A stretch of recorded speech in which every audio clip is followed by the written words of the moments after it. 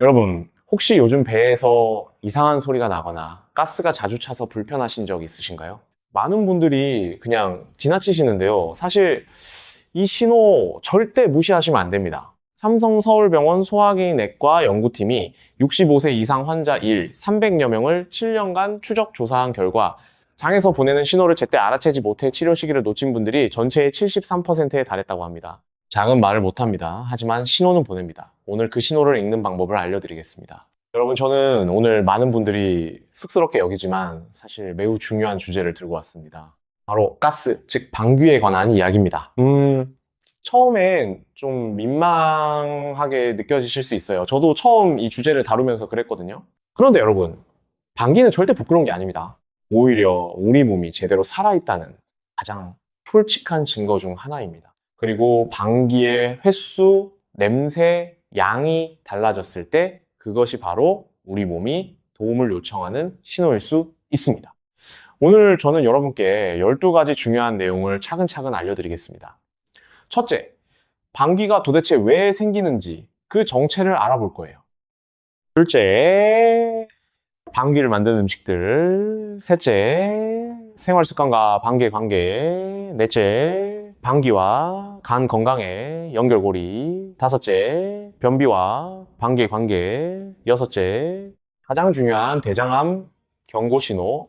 일곱째, 장내 유익균 기르는 방법. 여덟째, 올바른 식사법. 아홉째, 집에서 할 수 있는 장 마사지와 운동. 열째, 방귀 냄새와 소리로 보는 건강신호. 11째, 드시는 약과 방귀의 관계. 12째, 지금 당장 병원에 가야 할 경고신호까지 알려드리겠습니다. 75분 동안 함께 하시면 오늘부터 여러분의 장 건강이 달라지실 겁니다. 자, 시작하겠습니다. 먼저 첫 번째 주제입니다. 방귀란 무엇인가? 왜 생기는가? 그 정체를 알아보겠습니다. 여러분, 혹시 방귀가 어디서 오는지 정확히 아시나요? 많은 분들이 막연하게 뱃속에서 생기는 가스 정도로만 알고 계시는데요. 사실 방귀가 만들어지는 과정을 알면 우리 몸을 훨씬 잘 이해하실 수 있습니다. 방귀는 크게 두 가지 경로로 만들어집니다. 첫 번째 경로는 우리가 음식을 먹고 물을 마시고 말을 할 때 함께 삼키는 공기입니다. 이게 생각보다 꽤 많거든요. 특히 밥을 빨리 드시거나 음식을 충분히 씹지 않고 삼키시는 분들, 식사 중에 계속 말씀을 많이 하시는 분들은 훨씬 더 많은 공기를 삼키게 됩니다. 이 공기의 일부는 트림으로 나오고 나머지는 장 아래로 내려가서 결국 방귀가 되는 거예요. 두 번째 경로, 이게 훨씬 더 중요합니다. 바로 우리 장 속에 사는 세균들이 만들어내는 가스입니다. 우리 장 속에는 여러분이 상상하시는 것보다 훨씬 더 많은 세균이 살고 있습니다. 대략 100조 마리 정도라고 하는데요. 이 숫자가 실감이 잘 안 나시죠? 쉽게 말씀드리면 우리 몸 전체 세포수보다 장내 세균이 더 많습니다. 이 세균들이 우리가 먹은 음식 중 소화되지 않은 부분들을 분해하고 발효하는 과정에서 수소, 이산화탄소, 메탄 같은 가스들이 만들어집니다. 그리고 이 가스들이 모이고 모여서 결국 밖으로 나오는 게 바로 방귀입니다. 그렇다면은 왜 이게 건강의 신호가 될까요? 삼성서울병원 소화기내과 연구팀에 따르면 건강한 성인은 하루 평균 14회에서 23회 정도 방귀를 배출한다고 합니다. 너무 많다고 놀라지 마세요. 대부분은 우리가 의식하지 못하는 사이에 나오거든요. 이 정도 범위는 완전히 정상입니다. 그런데 이 횟수가 갑자기 크게 늘어나거나 냄새가 평소와 아주 달라지거나 배가 심하게 팽팽하게 부풀고 통증이 함께 온다면 그것은 우리 몸이 보내는 경고 신호일 수 있습니다. 전주에 사시는 장기영 어르신 66세에 농사를 지으시는 분인데요. 몇 년 전부터 갑자기 방귀가 너무 심해지고 배가 자주 부풀어 불편하다고 하셨습니다. 처음에는 그냥 음식 탓이겠거니 하고 넘기셨는데 나중에 검사해보니까 간 수치가 많이 올라가 있었습니다. 간이 나빠지니까 소화 기능도 떨어지고 장에 가스가 더 많이 차기 시작했던 거예요. 이처럼 방귀는 단순히 뱃속 문제만이 아닐 수 있습니다. 오늘 끝까지 함께 하시면 여러분도 이런 신호들을 읽는 방법을 아시게 될 거예요.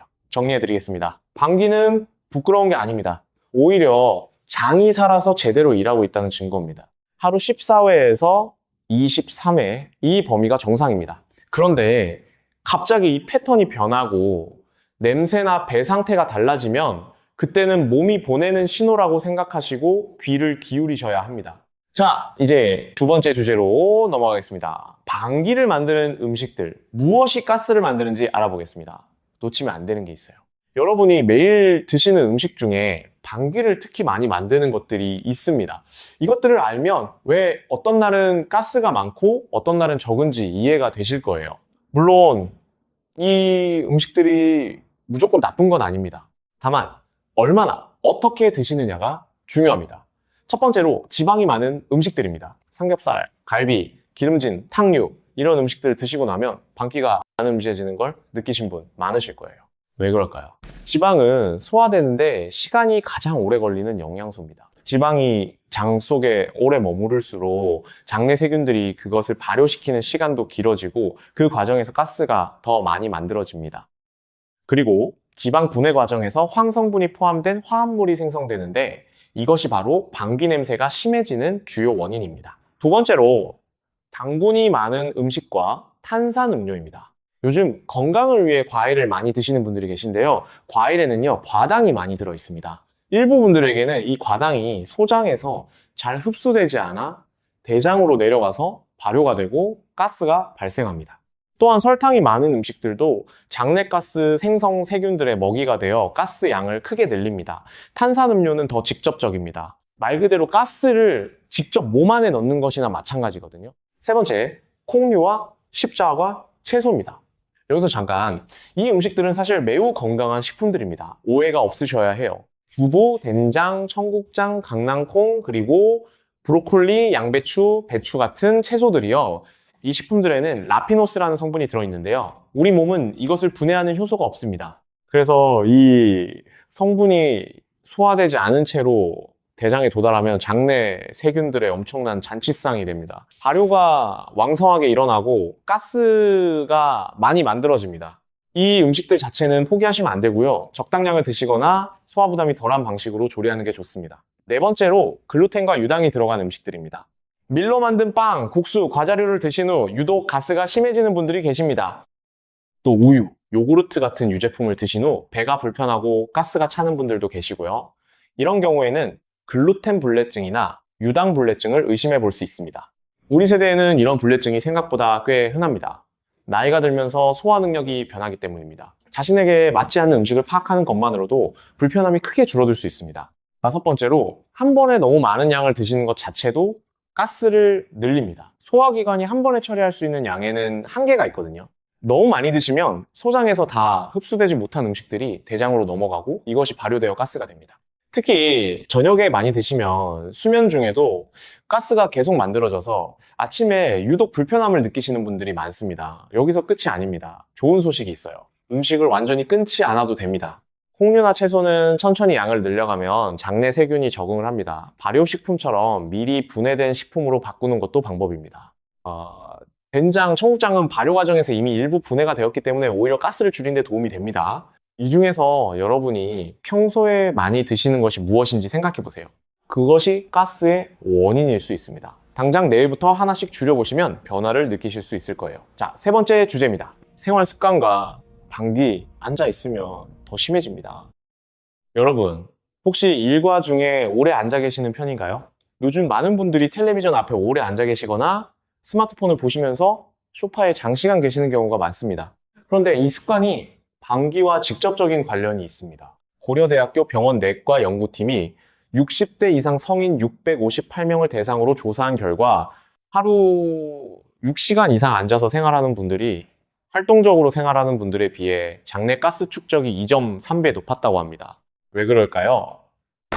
우리 장은 혼자서 음식물을 아래로 밀어내는 운동을 합니다. 이것을 연동운동이라고 하는데요.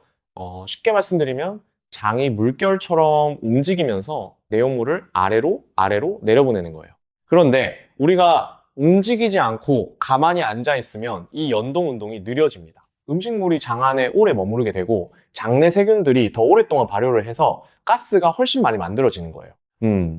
이렇게 생각하시면 쉬울 것 같아요. 물이 고여 있으면 썩듯이 장 내용물이 오래 머무르면 발효가 더 심해집니다. 두 번째 생활 습관 문제는 스트레스입니다. 많은 분들이 이건 의외라고 하시는데요. 스트레스가 장에 직접적인 영향을 미칩니다. 스트레스를 받으면 우리 몸은 자율신경계가 흥분 상태가 됩니다. 이 상태에서는 소화 기능이 저하되고 장 운동이 불규칙해집니다. 게다가 스트레스는 장내 세균 균형도 깨뜨립니다. 유익균이 줄고 유해균이 늘어나면서 가스 생성이 증가하게 됩니다. 연세대학교 의과대학 연구에서 만성적인 스트레스 상태의 중장년층은 그렇지 않은 분들에 비해 장내 유해균 비율이 1.9배 높았다는 결과가 있습니다. 세 번째는 식사 습관입니다. 빨리 드시는 습관, 드시면서 말씀을 많이 하시는 습관, 국물에 밥을 말아서 후루룩 드시는 습관, 이런 것들이 모두 과도한 공기 섭취로 이어집니다. 또한 식사 후 바로 누우시는 분들도 많은데 이렇게 하시면 음식물이 역류하기 쉽고 소화 속도가 느려져서 가스 발생이 늘어납니다. 네 번째로 변비입니다. 변비가 생기면 어떻게 될까요? 대변이 대장 안에 오래 머무르면서 장내 세균들이 계속 분해와 발효를 하게 됩니다. 이 과정에서 가스가 계속 만들어지고 배출이 안 되니 배가 빵빵하게 부풀고 매우 불편해집니다. 대변에서도 독소 성분들이 재흡수될 수 있어서 전신 피로감으로 이어지기도 합니다. 특히 우리 세대는 수분 섭취가 부족하고 식이섬유 섭취가 고르지 않은 경우가 많아 변비가 생기기 쉽습니다. 그럼 어떻게 해야 할까요? 다행히 방법들은 모두 여러분이 오늘부터 바로 실천하실 수 있는 것들입니다. 첫째, 하루 최소 30분은 움직이세요. 걷기가 가장 좋습니다. 식후 10분 걷기만으로도 장 운동이 활성화됩니다. 둘째, 식사 중 말씀을 줄이시고 한 입 먹을 때마다 20번 이상 씹어 드세요. 음식을 잘게 분쇄할수록 소화 부담이 줄어들고 가스도 줄어듭니다. 셋째, 하루에 물을 충분히 드세요. 미지근한 물, 하루 8잔 이상이 목표입니다. 물이 장 내용물을 부드럽게 하여 변비를 예방하고 연동 운동을 돕습니다. 넷째로 잠들기 전 가볍게 배를 시계 방향으로 마사지해 주세요. 배꼽 주위를 손바닥으로 가볍게 원을 그리듯 마사지하면 가스 배출에 도움이 됩니다. 오늘 3가지 주제를 말씀드렸습니다. 방귀의 정체, 방귀를 만드는 음식들, 그리고 방귀와 생활 습관의 관계였습니다. 우리 장은 우리가 먹고 움직이고 스트레스 받는 방식에 민감하게 반응합니다. 이 3가지만 조절하셔도 많은 불편함이 사라질 수 있습니다. 다음은 더 중요한 이야기들이 기다리고 있습니다. 방귀와 간 건강의 연결고리, 그리고 절대 놓치면 안 될 경고 신호들을 알려드리겠습니다. 함께 해주셔서 감사합니다. 자, 이제 4번째 주제입니다. 방귀와 간 건강의 연결고리, 간이 나빠지면 방귀도 변합니다. 여러분, 간과 방귀, 이 둘이 무슨 관계가 있을까 하고 생각하실 수 있습니다. 그런데 이 둘은 생각보다 훨씬 깊이 연결되어 있습니다. 삼성서울병원 간내과 연구팀이 발표한 자료에 따르면 만성 간질환 환자의 68%가 소화불량과 함께 장내가스 증가를 경험한다고 합니다. 왜 그럴까요? 간의 중요한 역할 중 하나가 담즙을 만드는 겁니다.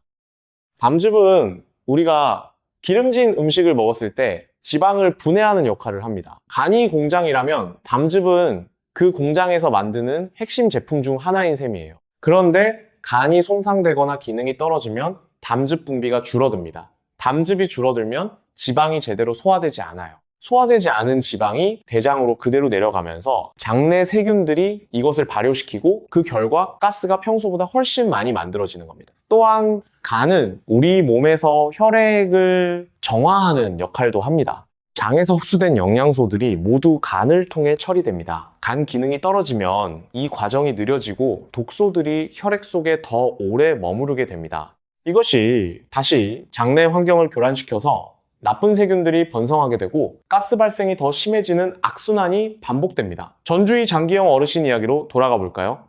어르신은 농사를 지으시면서 격렬한 신체 활동을 하셨기 때문에 처음에는 소화 문제가 그냥 피로 탓이겠거니 생각하셨답니다. 그런데 방귀가 갑자기 심해지고 특히 기름진 것을 드신 후에 배가 너무 불편해지셨어요. 음식 조절을 해봐도 나아지지 않으셨고요.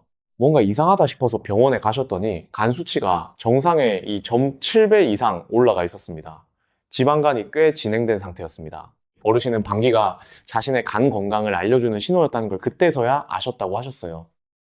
그렇다면 간이 관련된 방귀는 어떤 특징이 있을까요? 몇 가지를 알려드리겠습니다. 기름진 음식을 드신 후에 특히 가스가 심해진다면 담즙 분비 문제를 의심해 볼 수 있습니다.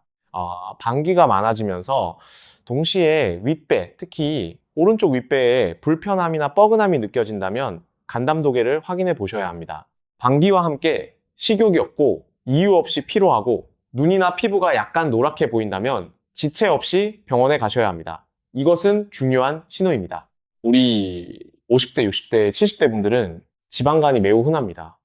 질병관리청 통계에 따르면 60대 이상 한국인의 약 41%에서 지방간이 발견된다고 합니다. 절반에 가까운 숫자입니다. 그런데 지방간은 초기에 증상이 거의 없어서 많은 분들이 모르고 지내십니다. 방귀의 변화가 이 지방간을 일찍 발견하게 해주는 단서가 될 수 있습니다. 오늘 이후로 방귀와 함께 소화 관련 불편함이 지속된다면 그냥 음식 탓으로만 돌리지 마시고 간 건강도 함께 확인해 보시기 바랍니다. 여기서 끝이 아닙니다. 좋은 소식이 있어요. 지방간은 초기에는 생활습관 교정만으로도 충분히 회복이 됩니다. 음식 조절, 적당한 운동, 금주 이 세 가지를 꾸준히 실천하시면 6개월에서 1년 안에 간 기능이 의미 있게 개선된다는 연구 결과가 있습니다. 지금 이미 늦었다고 생각하지 마세요. 오늘부터 시작하시면 됩니다. 5번째 주제입니다. 변비와 방귀, 장이 막히면 독이 쌓입니다. 여러분 변비 혹시 오래 고생하고 계신 분 계십니까? 이게 단순한 불편함이 아닙니다. 서울 아산병원 소화기내과 연구 자료에 따르면 만성 변비를 가진 65세 이상 환자의 78%에서 장내 유해균 비율이 현저히 높았으며 이분들은 그렇지 않은 분들에 비해 대장 관련 질환 발생 위험이 2.7배 높았다고 합니다. 변비가 방귀와 만나면 어떤 일이 일어날까요? 대변이 대장 안에 오래 머무르면 장내 세균들이 이 내용물을 계속 발효시킵니다. 발효 시간이 길어질수록 가스도 더 많이 만들어지고 냄새도 더 심해집니다. 배가 빵빵하게 부풀고 방귀가 자주 나오는데도 배는 계속 불편한 상태가 지속됩니다. 더 심각한 문제는 이 과정에서 독소 성분들이 장벽을 통해 다시 혈액으로 흡수될 수 있다는 겁니다. 이것을 제독소화라고 하는데요. 이렇게 되면 전신 피로감, 두통, 피부 트러블, 면역력 저하로 이어질 수 있습니다. 왜 우리 세대에서 변비가 많이 생길까요? 크게 4가지 이유가 있습니다. 첫째, 수분 섭취 감소입니다. 나이가 들수록 갈증을 느끼는 능력이 둔해집니다. 갈증을 못 느끼다 보니 물을 충분히 안 드시게 되고 장 내용물이 딱딱해지고 이동이 어려워집니다. 둘째, 신체 활동 감소입니다. 앞서 말씀드렸듯이 움직임이 줄어들면 장 운동도 느려집니다. 셋째, 식이섬유 섭취 불균형입니다. 치아 상태 때문에 씹기 어려운 채소나 과일을 피하시다 보면 식이섬유 섭취가 줄어들어 변비가 생깁니다. 넷째, 약물의 영향입니다. 고혈압약, 당뇨약, 철분제, 진통제 같은 약들 중 일부는 변비를 유발하거나 심화시킬 수 있습니다. 변비를 해결하려면 어떻게 해야 할까요?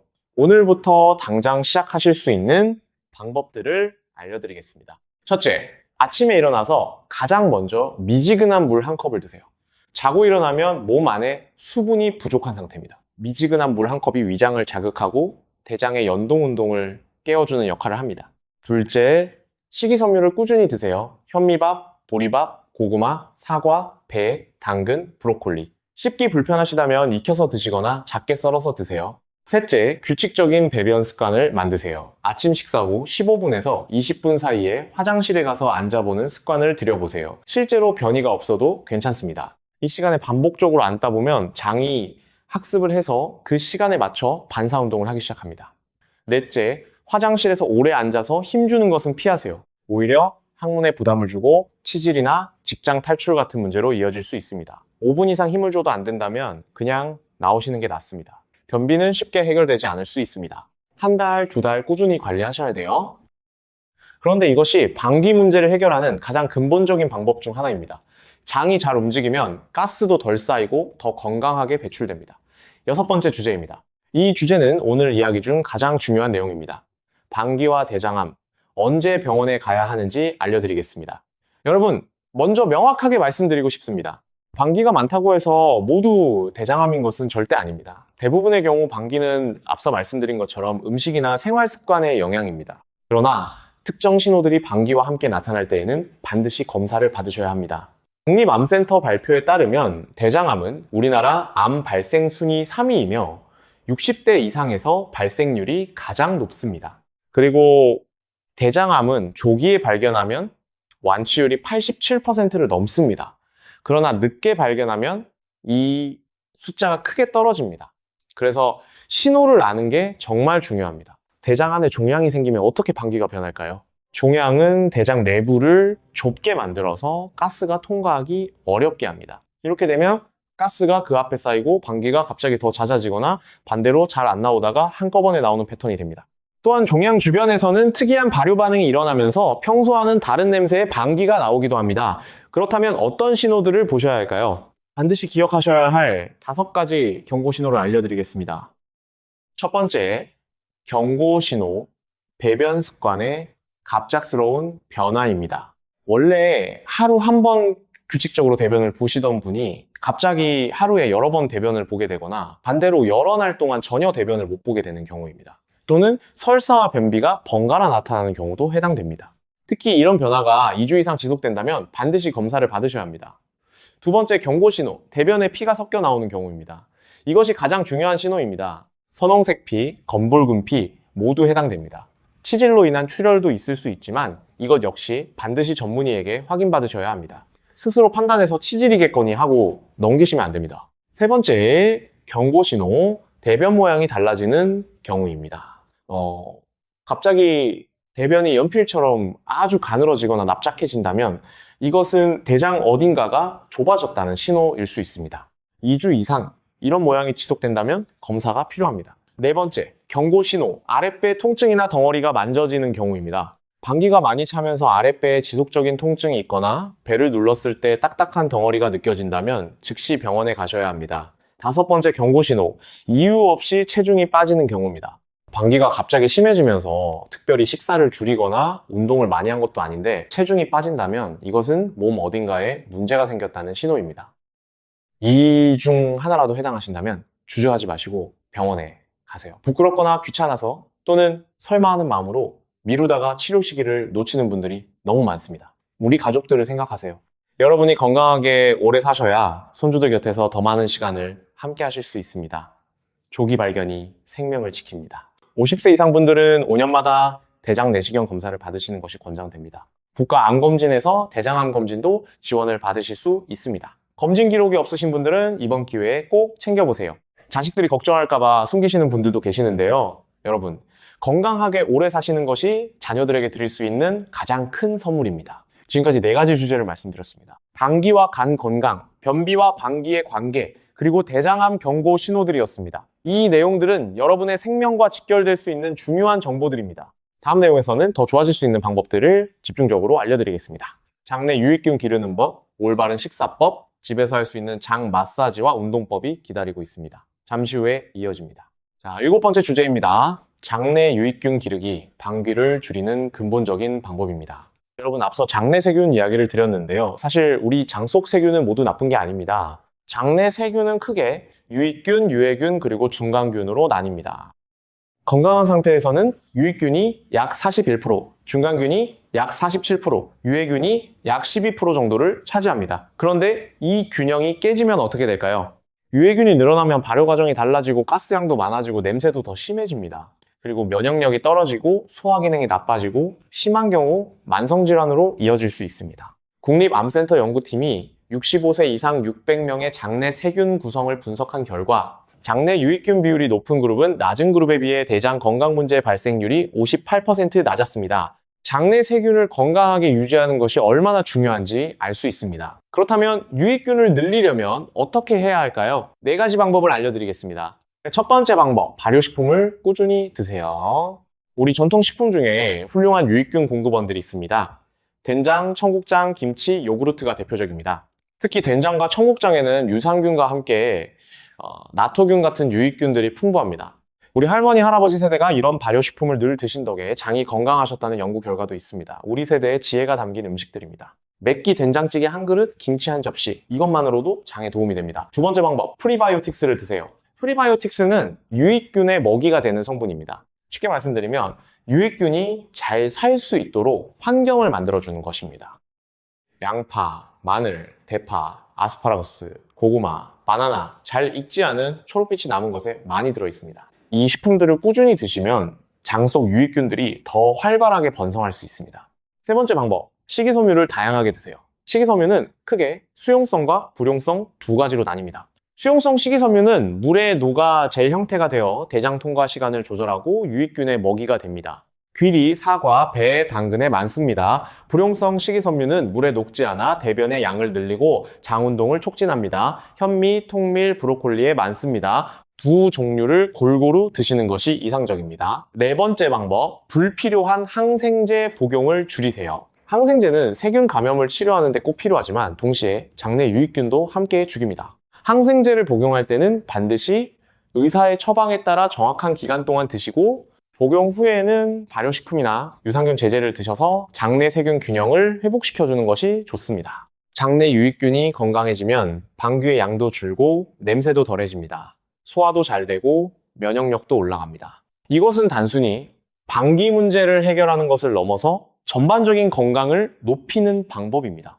8번째 주제입니다. 올바른 식사법, 어떻게 먹느냐가 방귀를 결정합니다.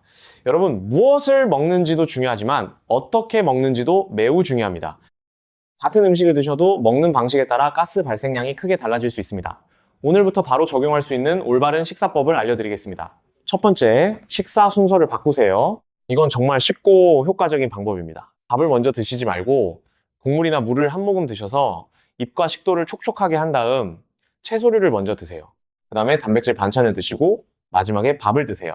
이 순서로 드시면 혈당이 천천히 오르고 소화도 더 잘 되고 장 안에서 발효가 더 적게 일어납니다. 삼성서울병원 영양팀이 당뇨 환자 300명을 대상으로 연구한 결과 식사 순서를 채소 먼저로 바꾼 그룹은 12주 후 장내가스 불편감이 44% 감소했다고 합니다. 두 번째, 천천히 드세요.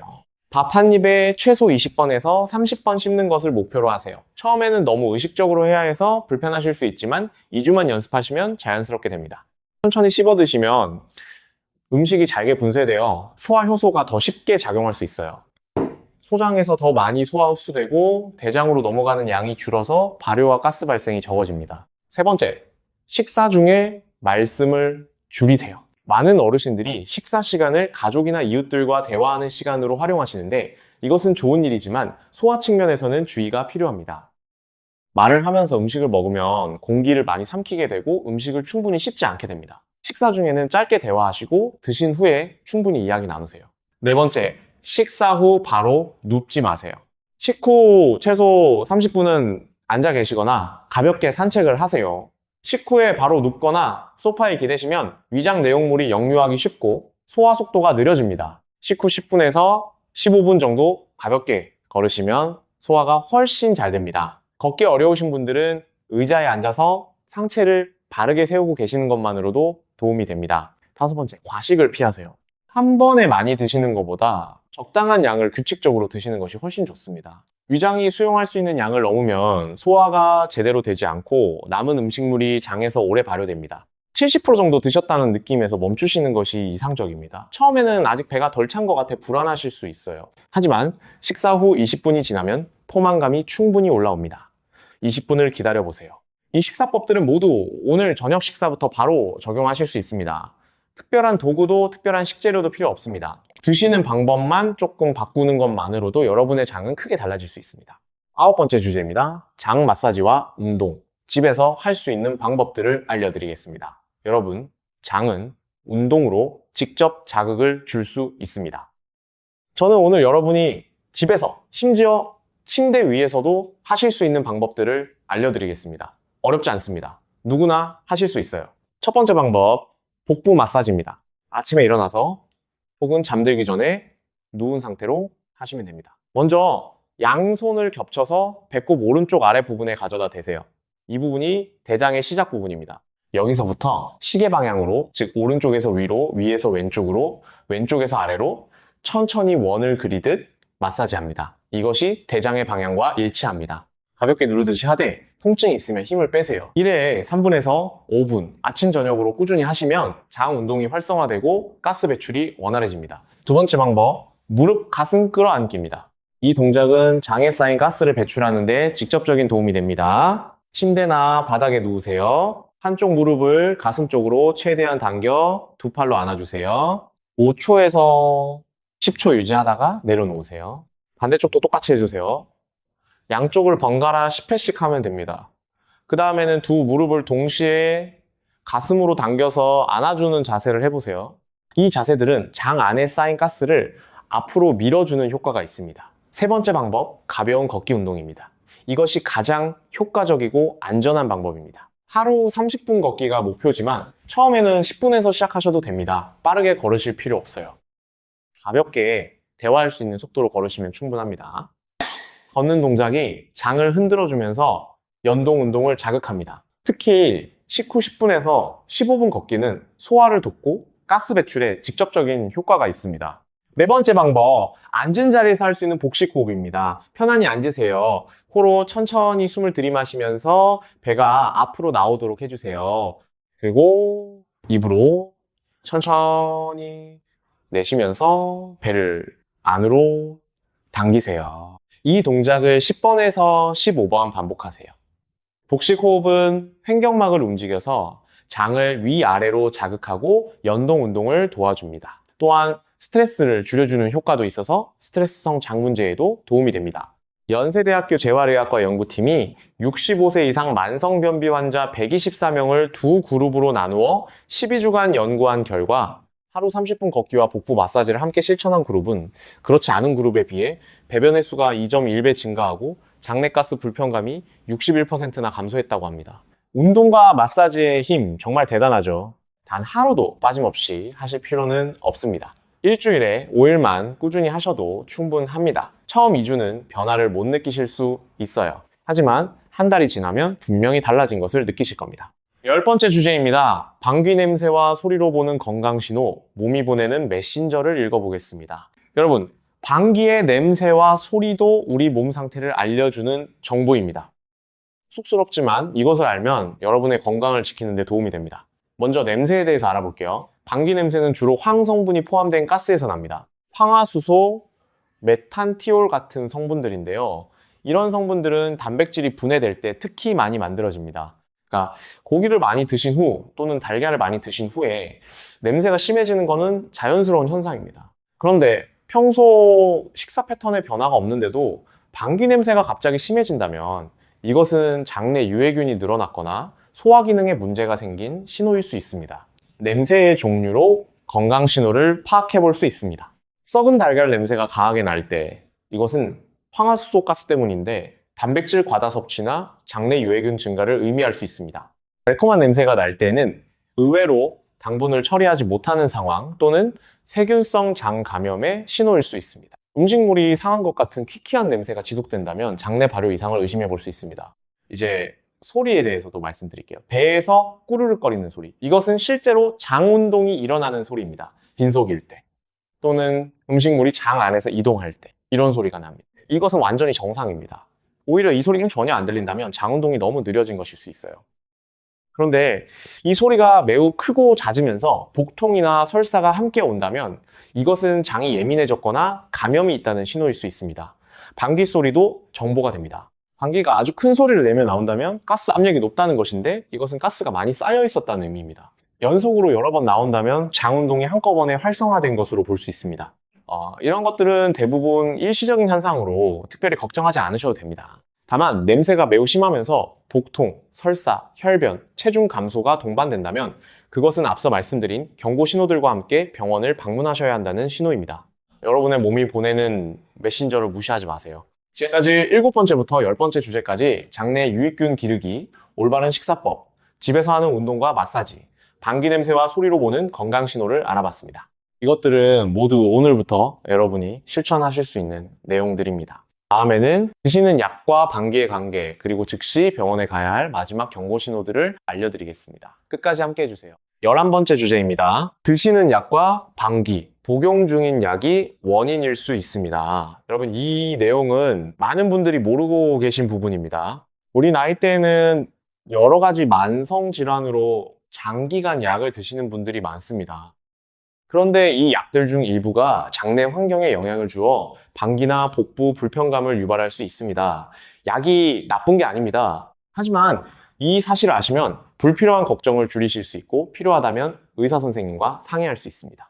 어떤 약들이 장에 영향을 줄까요? 첫째로 항생제입니다. 앞서 말씀드렸듯이 항생제는 감염 치료에 꼭 필요하지만 장내 세균 균형을 크게 변화시킵니다. 항생제 복용 중이거나 복용 후에 방귀가 갑자기 늘거나 설사, 복통이 생기는 것은 장내 세균이 교란된 것입니다. 이럴 때는 의사나 약사 선생님께 유산균 제제를 함께 복용해도 되는지 상의해 보세요. 둘째로 당뇨약 중 일부입니다. 메트포르민이라는 당뇨약이 있는데요. 이 약은 일부 분들에게 복부가스, 설사, 복통을 유발합니다. 특히 복용 초기에 심한 경우가 많습니다.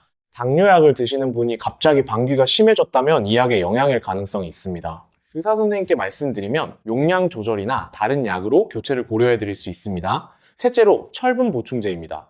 빈혈 치료나 예방을 위해 철분제를 드시는 분들이 계신데요. 철분제는 변비와 복부가스를 유발하는 것으로 알려져 있습니다. 식사 중에 드시면 이런 부작용이 줄어들 수 있습니다. 또한 비타민C와 함께 드시면 철분 흡수율이 높아지면서 철분제 용량을 줄일 수도 있습니다. 넷째로 제산제와 위장약입니다. 속쓰림이나 역류성 식도염으로 제산제를 장기간 드시는 분들이 계십니다. 일부 제산제에 포함된 마그네슘 성분은 장애가스를 유발할 수 있고 알루미늄 성분은 변비를 유발할 수 있습니다. 또한 위산을 강하게 억제하는 약들을 장기 복용하면 소화 능력이 떨어져 장내 발효가 증가할 수 있습니다. 다섯째로 진통 소염제입니다. 관절이나 허리 통증 때문에 진통제를 자주 드시는 분들이 많은데요. 이런 약들은 위장 점막을 자극하고 장내 환경에 영향을 줄 수 있습니다. 장기 복용 시에는 반드시 의사 선생님의 지도하에 드셔야 합니다. 중요한 점은 이 약들을 임의로 끊으시면 안 된다는 겁니다. 만성질환 치료에 꼭 필요한 약들이기 때문입니다. 하지만 복용 후 방귀나 복부 불편감이 새롭게 생겼거나 심해졌다면 다음 진료 때 의사 선생님 말씀해 보세요. 약 종류나 용량, 복용 시간을 조정하는 것만으로도 증상이 나아질 수 있습니다. 삼성 서울병원 내과에서 만성질환 환자 240명을 대상으로 한 조사에서 복부가스 증상을 호소하는 환자의 34%가 복용 중인 약의 부작용 때문이었다고 합니다. 그런데 이 중 68%는 약과 증상의 관계를 몰랐다고 합니다. 오늘 이 정보가 여러분께 도움이 되셨으면 합니다. 12번째, 마지막 주제입니다. 즉시 병원에 가야 할 경고 신호들, 가장 중요한 내용을 다시 한번 강조해 드리겠습니다. 오늘 이야기의 마무리를 가장 중요한 내용으로 하고 싶습니다. 방귀와 관련해서 즉시 병원에 가셔야 할 신호들을 다시 한번 그리고 더 분명하게 말씀드리겠습니다. 여러분, 혹시 지금 이 신호들 중 하나라도 해당되시는 분이 계십니까? 첫째, 대변에 피가 섞여 나온다. 선홍색이든 검붉은색이든 한 번이라도 나왔다면 즉시 병원에 가세요. 대변 표면에 피가 묻어 나오는 경우도 마찬가지입니다. 이것은 절대 그냥 지나치시면 안 됩니다. 서울대학교 병원 소화기내과 연구 자료에 따르면 혈변 증상이 있는데도 6개월 이상 방치한 경우 대장암으로 진행되거나 이미 진행된 상태로 발견되는 비율이 현저히 높았습니다. 혈변을 보셨다면 다음 주 이야기 아니라 오늘, 내일 중에 병원에 가시기 바랍니다. 둘째, 배변 습관이 갑자기 변했고 2주 이상 지속된다. 평소와 다르게 갑자기 설사나 변비가 생기거나 둘이에 번갈아 나타난다면, 이것이 2주 이상 계속된다면 검사가 필요합니다. 일시적인 것은 일주일 안에 자연스럽게 돌아오지만 2주 이상 지속된다면 원인이 있다라는 뜻입니다. 셋째, 아무 이유 없이 체중이 빠진다. 식사를 줄이거나 운동을 늘리지 않았는데도 한 달 사이에 체중이 3kg 이상 빠진다면 이것은 몸 어딘가에 이상이 있다는 강력한 신호입니다. 방귀나 소화 불편감과 함께 이런 증상이 있다면 특히 주의하세요. 넷째, 배에서 덩어리가 만져진다. 배를 손으로 눌렀을 때 딱딱한 덩어리가 느껴지거나 특히 오른쪽 아랫배나 왼쪽 아랫배에서 단단한 것이 만져진다면 즉시 병원에 가세요. 다섯째, 심한 복통이 지속된다. 방귀가 자주 나오면서 복통이 심하게 오고 회복이 안 된다면, 또는 복통 때문에 식사를 못하거나 잠을 못 잔다면 빠른 진료가 필요합니다. 여섯째, 방귀와 함께 황달 증상이 있다. 눈에 흰점이나 피부가 노랗게 보인다면 간이나 담도에 심각한 문제가 생긴 것입니다. 이것은 응급 상황일 수 있습니다. 저는 여러분께 당부드리고 싶습니다. 이런 증상들을 발견하셨을 때 자녀들에게 걱정을 줄까봐 말씀 못 하시는 분들이 계십니다. 또는 병원 가는 것이 귀찮아서, 또는 별거 아닐 거라는 생각에 미루시는 분들도 계십니다. 근데 여러분, 생각해 보세요. 여러분이 건강해야 손주 얼굴 보면서 웃을 수 있습니다. 여러분이 건강해야 자녀들이 마음 놓고 생활할 수 있습니다. 자식들에게 짐이 되지 않으려면 오히려 지금 이 신호들을 무시하지 말고 일찍 발견해서 치료받으셔야 합니다. 조기 발견이 가족에게 드릴 수 있는 가장 큰 선물입니다. 국가암 검진 서비스를 꼭 활용하세요. 50세 이상이시면 대장암 검진을 지원받으실 수 있습니다. 매년 대변 자멸 검사를 무료로 받으실 수 있고, 양성으로 나오면 대장 내시경을 지원받으실 수 있습니다. 국민건강보험공단 홈페이지나 가까운 보건소에 문의하시면 됩니다. 비용 걱정 마시고 꼭 챙겨받으세요. 자, 이제 오늘 말씀드린 12가지 내용을 정리해 드리겠습니다. 오늘 우리는 방귀에 대해 정말 많은 이야기를 했습니다. 부끄러운 주제가 아니라 건강의 신호를 읽는 중요한 이야기였습니다. 자, 함께 기억해 봅시다. 첫 번째, 방귀는 장이 살아있다는 증거입니다. 하루 14회에서 23회 범위가 정상이고 이 패턴이 갑자기 변하면 신호라고 생각하세요. 두 번째, 방귀를 많이 만드는 음식들을 알아봤습니다. 지방 많은 음식, 당분 많은 음식, 콩류와 십자화과 채소, 글루텐과 유당이 들어간 식품들이었습니다. 이런 음식들을 조절하시면 가스가 줄어듭니다. 세 번째, 생활 습관과 방귀의 관계를 알았습니다. 오래 앉아있으면 장이 느려지고 스트레스는 장내 세균 균형을 깨고 빠른 식사 습관은 공기를 많이 삼키게 합니다. 네 번째, 간이 나빠지면 담즙 분비가 줄어 지방 소화가 안 되고 가스가 늘어납니다. 기름진 것을 먹고 방귀가 심해지면서 윗배에 불편함이 있다면 간을 확인하세요. 다섯 번째, 변비는 장 안에 가스를 쌓고 독소를 재흡수시킵니다. 수분, 식이섬유, 규칙적인 배변 습관으로 변비를 해결하세요. 여섯 번째, 가장 중요했습니다. 혈변, 배변, 습관 2주 이상 변화, 이유 없는 체중 감소, 복부 덩어리 지속 복통, 황달, 이 6가지 중 하나라도 있으면 즉시 병원에 가세요. 일곱 번째, 된장, 청국장, 김치 같은 발효식품과 양파, 마늘 같은 프리바이오틱스 식품으로 장내 유익균을 늘리세요. 여덟 번째, 채소 먼저 먹기, 천천히 씹기, 식사 중 말 줄이기, 식후 30분 걷기. 이 식사법만 바꿔도 장이 달라집니다. 아홉 번째, 복부 마사지, 무릎 가슴 끌어안기, 하루 30분 걷기. 이 세 가지가 장을 살리는 운동법입니다. 열 번째, 방귀 냄새와 소리는 몸의 메신저입니다. 갑자기 달라진다면 주의를 기울이세요. 11번째, 복용 중인 약이 방귀의 원인일 수 있습니다. 항생제, 일부 당뇨약, 철분제, 제산제, 진통제가 해당될 수 있습니다. 의사 선생님과 상의하세요. 12번째, 국가암검진, 대장암 검사를 꼭 받으세요. 50세 이상은 매년 대변 잠열 검사를 무료로 받으실 수 있습니다. 이 12가지 중 오늘 당장 하실 수 있는 것들 정리해 드리겠습니다. 오늘 저녁 식사부터 채소를 먼저 드세요. 자기 전에 복부 마사지 3분 하세요. 내일 아침 일어나면 미지근한 물 1컵 드세요. 이 세 가지만 오늘부터 시작하세요. 작은 거부터 하나씩 바꿔가시면 됩니다. 그리고 만약 오늘 말씀드린 경고 신호 중 하나라도 해당되신다면 이 영상이 끝나는 즉시 진료 예약을 하세요. 내일로 미루지 마세요. 여러분의 건강은 여러분이 지키셔야 합니다. 오늘 75분 동안 정말 긴 시간을 함께 해주셔서 진심으로 감사합니다. 이 어려운 주제를 끝까지 함께 해주신 여러분 정말 대단하십니다. 여러분이 오늘 이 내용을 들으셨다는 것만으로도 장 건강에 한 발 더 가까워지셨습니다. 이 영상이 도움이 되셨다면 주변 소중한 분들께도 함께 나눠주세요. 특히 아직 국가 암 검진을 받지 않으신 어르신들 주변에 계신다면 꼭 알려주세요. 그것이 여러분이 그분들께 드릴 수 있는 가장 귀한 건강 선물입니다. 구독과 좋아요도 부탁드립니다. 도움이 되셨다면요. 댓글로 오늘 영상에서 가장 도움이 된 내용 또는 궁금하신 점 남겨주세요. 다음 영상에서 더 알찬 건강 정보로 찾아오겠습니다. 우리 모두 함께 건강해집시다.